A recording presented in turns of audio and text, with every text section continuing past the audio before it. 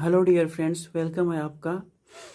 आज हम प्रॉब्लम्स करेंगे, क्वेश्चंस करेंगे जो कि इंटीग्रल बाय पार्ट पे आधारित होगा, इंटीग्रेशन बाय पार्ट्स पे आधारित होगा।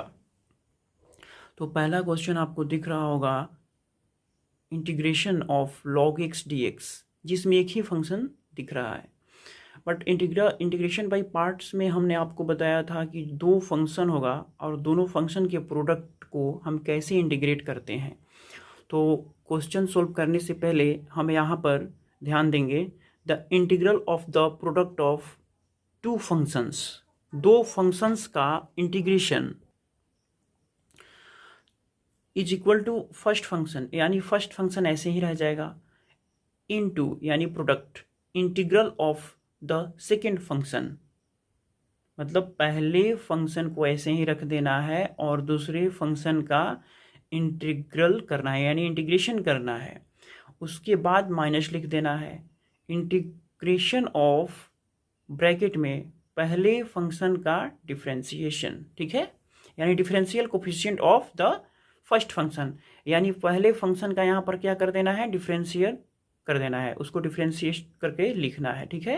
लेकिन यहाँ पर आपको ध्यान देना होगा कि इंटीग्रल ऑफ यानी इंटीग्रल इसके अंदर, ठीक है, और इसके अंदर ही आपको पहले फंक्शन का डिफरेंशिएशन लिखना है।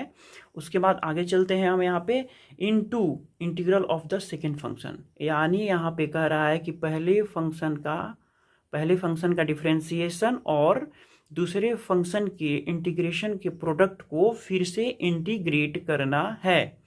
तो यहाँ पर ये क्लियर हो जाता है। अब नेक्स्ट चलते हैं। तो यहाँ पर देखिए, if we take F as the first function, F को हम क्या करते हैं, फर्स्ट फंक्शन लेते हैं, एफ को फर्स्ट फंक्शन के रूप में ले लेंगे और जी एज द सेकेंड फंक्शन। तो जी को सेकेंड फंक्शन के रूप में लेंगे और एफ को सेकेंड फंक्शन के, जी को सेकेंड फंक्शन के रूप में और एफ को फर्स्ट फंक्शन के रूप में। तो हम इसको ऐसे लिख सकते हैं, हमने यहाँ पर लिखा था integration of first function into second function, यानी f x as a first function और g x as a second function d x. तो अभी हमने बात करा था कि एफ एक्स पहले ऐसे ही रह जाएगा और सेकेंड फंक्शन का इंटीग्रेशन हो जाएगा इनटू और minus integration of first function का डिफरेंशिएशन और सेकेंड फंक्शन का इंटीग्रेशन के प्रोडक्ट को इंटीग्रेट करना होगा। तो ये आपको यहाँ पे याद रखना है और इसी पे जो है ना प्रॉब्लम्स अभी जो भी बनेंगे इसी पे बनेंगे। तो इस तरह से इसको याद रखने के लिए भी आसानी ये है कि पहले आप एफ एक्स को ऐसे ही छोड़ देना है, फर्स्ट फंक्शन को कुछ नहीं करना और दूसरे फंक्शन को इंटीग्रेट करना, फिर माइनस करना और इंटीग्रेशन ऑफ फर्स्ट फंक्शन का डिफरेंशिएशन और इंटीग्रेशन के प्रोडक्ट को इंटीग्रेट कर देना है। तो इस तरह से ये याद हो जाएगा। तो अब हम आगे नेक्स्ट चलते हैं और प्रॉब्लम, इस पर आधारित जो प्रॉब्लम होंगे उनको सोल्व करते हैं। अब यहाँ पर देखिएगा आप, log x का है, log x का इंटीग्रेशन हमको फाइंड करना है। तो हम क्या करेंगे, यहाँ पर तो हमें एक ही फंक्शन दिख रहा है, बट एक बात बताइए, यहाँ पर 1 इससे इंटू होगा, 1 से तो किसी में आप मल्टीप्लाई करो तो वही हो जाता है। तो हम 1 ले लेते हैं, ठीक है, 2 नहीं ले सकते भाई, 3 नहीं ले सकते क्योंकि वो तो फिर दूसरा हो जाए। तो 1 ले लेते हैं, 1 से कोई फ़र्क नहीं पड़ता, तो 1 लेते हैं। तो यहाँ पर we take log x as the first function, यानी log x को फर्स्ट फंक्शन के रूप में ले लेंगे and the constant function 1 as the second function. समझ में आ रही है आपको? We take log x as the first function and the constant function 1 as the second function. तो यहाँ पर हम क्या करेंगे, इंटीग्रेशन सॉल्यूशन यहाँ करते हैं।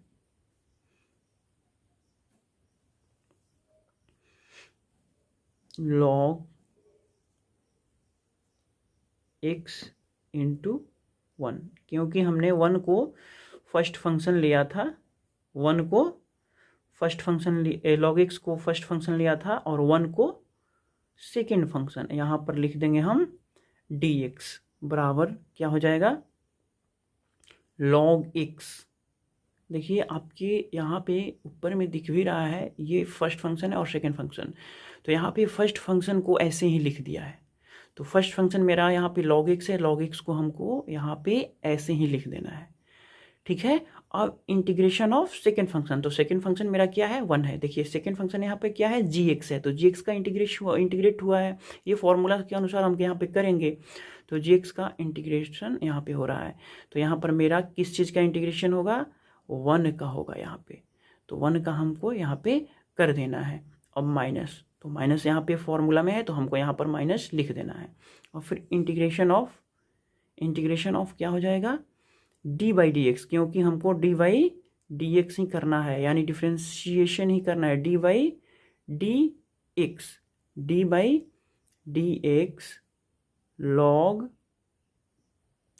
X, clear, D by D x log x हो जाएगा यहाँ पे।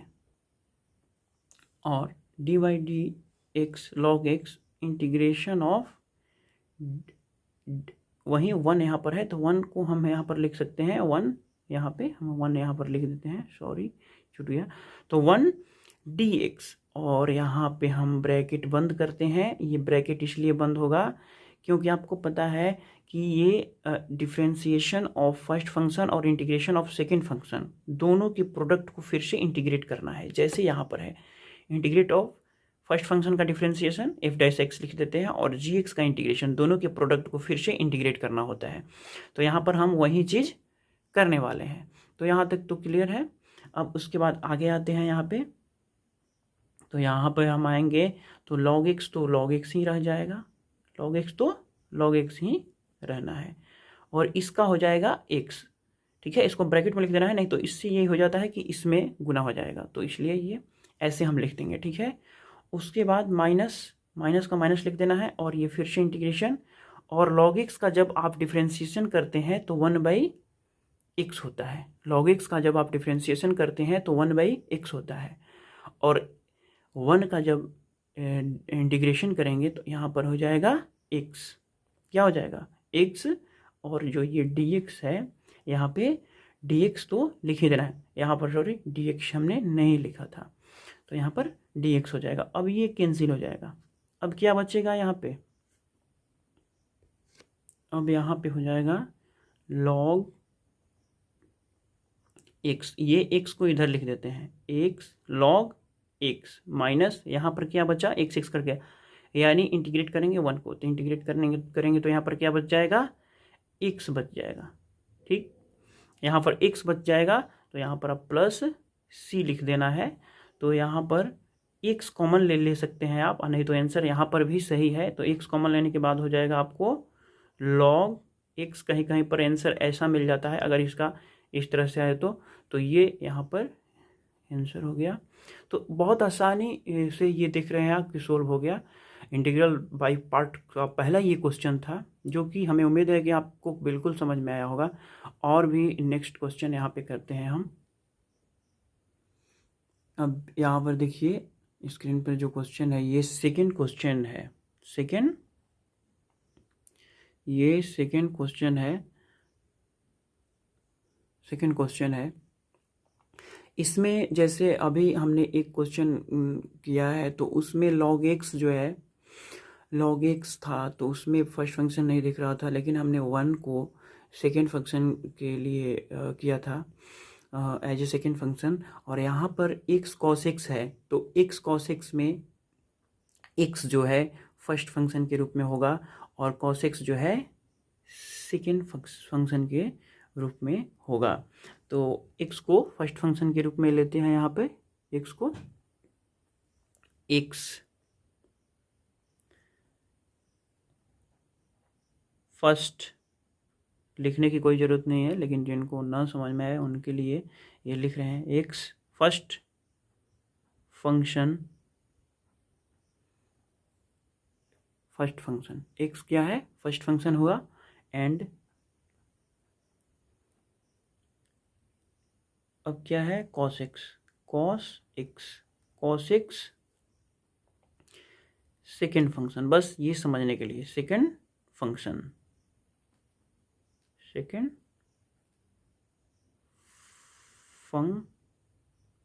बस इतना ही लिखते हैं यहाँ पे, आप समझ जाइए कि ये फंक्शन लिखा हुआ है। तो ये हो गया फंक्शन। तो यहाँ पर स्टार्ट करते हैं इसको बनाना हम। X cos x d x is equal to, x first function है तो एक्स को हमको ऐसे ही लिखना है, क्योंकि हमने अभी भी देखा एक क्वेश्चन अभी सोल्व किया है, तो उसमें जो पहला फंक्शन होता है उसको हम ऐसे ही रखते हैं, और उसके बाद इंटीग्रेशन ऑफ सेकेंड फंक्शन। तो सेकेंड फंक्शन हमारे यहाँ पे क्या है, कॉस एक्स, और यहाँ पे डी एक्स तो लिखना है, और फिर माइनस, और माइनस करने के बाद इंटीग्रेशन ऑफ, यहाँ ब्रैकेट डाल देना है, और पहले फंक्शन का डिफ्रेंशिएशन। तो पहले फंक्शन का जो डिफ्रेंशिएशन होगा वो तो आपको पता ही है, इंटीग्रेशन से पहले ऐसे डिफ्रेंशिएशन आना चाहिए आपको। तो वो D by D x x हो जाएगा, इसका यहाँ पे 1 हो जाएगा, ठीक है। अभी यहाँ पे इंटीग्रेशन ऑफ सेकेंड फंक्शन, क्योंकि पहले फंक्शन का डिफ्रेंशिएशन और दूसरे फंक्शन का इंटीग्रेशन, तो दूसरा फंक्शन हमारा क्या है, कॉस एक्स डी एक्स, क्या है, कॉस एक्स डी एक्स, और फिर से ये ब्रैकेट बंद करके यहाँ पे डी एक्स हमको लिख देना है, और फिर यहाँ पर आते हैं हम, एक्स का एक्स ऐसे ही रह जाएगा, और कॉस एक्स का जब हम इंटीग्रेशन करेंगे तो कॉस एक्स का इंटीग्रेशन करने के बाद हमारा क्या आएगा, तो उसको लिख देना है। तो कॉस एक्स का इंटीग्रेशन हो जाएगा यहाँ पे साइन एक्स, और माइनस का फिर माइनस लिख देना है, और यहाँ पे एक्स का जब डिफ्रेंशिएशन करेंगे तो 1 हो जाएगा, एक्स का डिफ्रेंशिएशन करने के बाद क्या हो जाएगा, 1 हो जाएगा। तो यहाँ पर हम 1 लिख देते हैं, इंटू कॉस का जो इंटीग्रेशन करेंगे तो यहाँ पर क्या हो जाएगा, साइन एक्स, और साइन एक्स लिखने के बाद हम यहाँ पर डी एक्स लिख देते हैं, क्योंकि यहाँ पर डी एक्स है, ठीक है। अब फिर यहाँ पर आते हैं, एक्स का एक्स हो गया, और साइन एक्स का साइन एक्स ही रहने वाला है, और माइनस का माइनस, और साइन एक्स का जो इंटीग्रेशन होता है तो साइन एक्स का इंटीग्रेशन क्या होगा उसको हमको यहाँ पे लिखना है, ठीक है। तो साइन एक्स का यहाँ पे अगर इंटीग्रेशन हम करते हैं तो हो जाता है, ये फॉर्मूला से सब होता है, साइन का जो कॉस का इंटीग्रेशन होता है ये साइन एक्स होता है, और साइन का माइनस कॉस एक्स होता है, तो यहाँ पे माइनस माइनस यहाँ पे प्लस हो जाएगा। ये आपको फॉर्मूला याद रखना होगा, इस पे भी मैंने वीडियो बना दिया था जो कि आपको याद रखने में मदद करेगी। तो याद रखिएगा, साइन एक्स का कॉस एक्स का साइन एक्स हो जाता है, और जब साइन एक्स का इंटीग्रेशन करते हैं हम तो माइनस कॉस एक्स हो जाता है, तो माइनस कॉस एक्स एक्स जब होगा तो ये माइनस और माइनस क्या हो जाएगा यहाँ पे, प्लस कॉस एक्स हो जाएगा, ठीक है। तो इस तरह से एक sine x plus cos x plus c, ये यहाँ पे इंटीग्रेट हो चुका है, ठीक है। तो अब नेक्स्ट क्वेश्चन हम करेंगे। यहाँ पर अब देखिएगा, जो क्वेश्चन है एक्स और ई एक्स, दो फंक्शन आपको दिख रहा होगा, इंटीग्रेशन निकालना है, तो दोनों का प्रोडक्ट है एक्स और ई एक्स। तो एक्स को हम यहाँ पे फर्स्ट फंक्शन के लिए लेंगे, और सेकेंड फंक्शन के लिए ई एक्स को लेंगे। तो यहाँ पर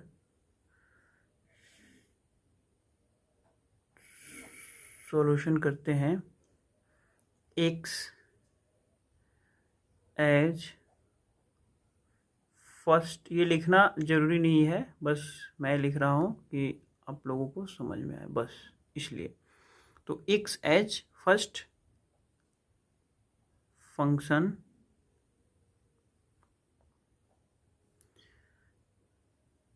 and e x as second function, okay. तो यहाँ पर हम इसको सॉल्व करेंगे, सॉरी, हाँ। तो x e x d x is equal to, तो फर्स्ट फंक्शन हमने एक्स लिया है, तो फर्स्ट फंक्शन एक्स लिया है तो ये एक्स ऐसे ही रह जाना है, और इंटीग्रेशन ऑफ सेकेंड फंक्शन, ठीक है, इंटीग्रेशन ऑफ सेकेंड फंक्शन। और अगला स्टेप इसका ये है, माइनस यहाँ कर देना है, और इंटीग्रेशन ऑफ फर्स्ट फंक्शन। तो फर्स्ट फंक्शन आपका क्या है, d y d x, d y d x x into integration of second function, तो सेकेंड फंक्शन का इंटीग्रेशन यहाँ पे कर देना है और फिर ब्रैकेट बंद करके dx लिख देना है। अब यहाँ पर आते हैं, तो ax और ex का आप याद रखना, डिफ्रेंसिएशन हो या इंटीग्रेशन हो, यानी अवकलन हो या समाकलन हो, दोनों ex ही होता है, तो हमको यहाँ पर ex ही लिख देना है और माइनस का माइनस, और यहाँ पे इंटीग्रेशन ऑफ x का डिफ्रेंसिएशन करोगे आप तो 1 होगा और ex का इंटीग्रेशन करोगे आप तो ex होगा dx। ओके, अब यहाँ पर आते हैं, तो x